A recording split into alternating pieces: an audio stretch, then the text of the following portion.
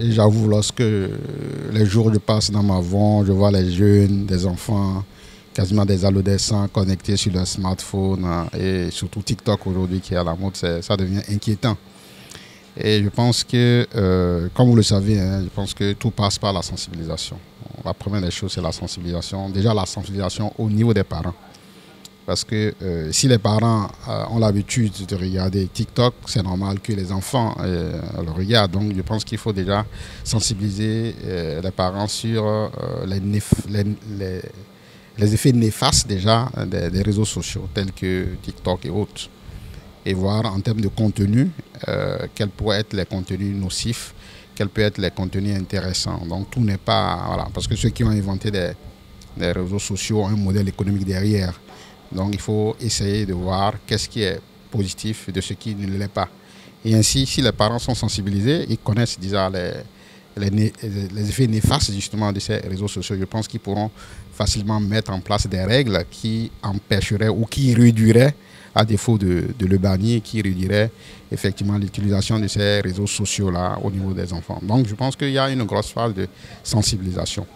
Après, je pense que c'est également une responsabilité collective, que ce soit à l'école, que ce soit au niveau de l'État, une réglementation aussi, hein, parce qu'après, je pense qu'on peut, au niveau de l'État, essayer de canaliser certains contenus, filtrer certains contenus, et va aller peut-être vers les contenus plus éducatifs.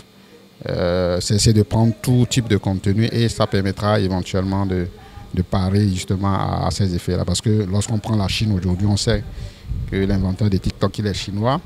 Mais au niveau de la Chine, ces réseaux sociaux sont utilisés pour l'éducation à la base, pour ce qu'on appelle le patriotisme, pour tout ce qui va en faveur justement du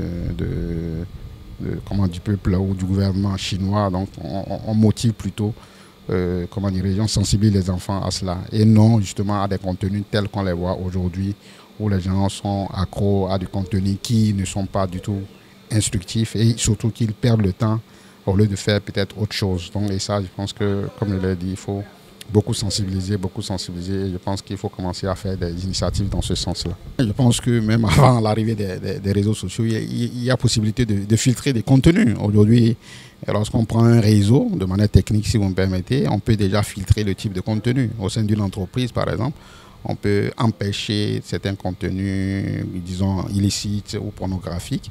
Donc oui, il est possible, voilà, de manière technique, de filtrer un certain nombre de contenus, de se dire, OK, ce contenu, il est nocif, ce contenu, il passe, ce contenu, il ne passe pas.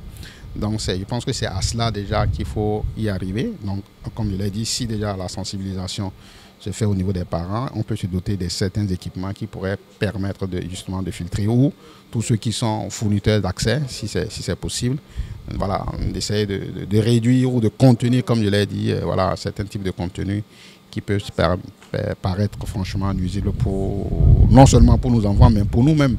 Parce que derrière, c'est des modèles économiques, ça devient une addiction.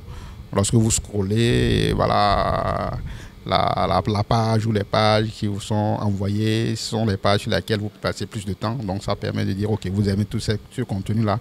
Vous scrollez, mais vous ne le savez pas. Mais lui, justement, c'est qui se dit, OK, si je mets 5 minutes ou 1 minute ou 2 minutes, c'est que ça m'intéresse. Et derrière, il vous envoie ce contenu personnalisé. Donc, ce type de contenu, cette addiction-là, que les réseaux sociaux nous amènent, il faut qu'on puisse arriver nous-mêmes à s'autodiscipliner et après techniquement je pense qu'on pourra. Mais j'ai l'habitude de dire que la technique seule ne suffit pas, hein.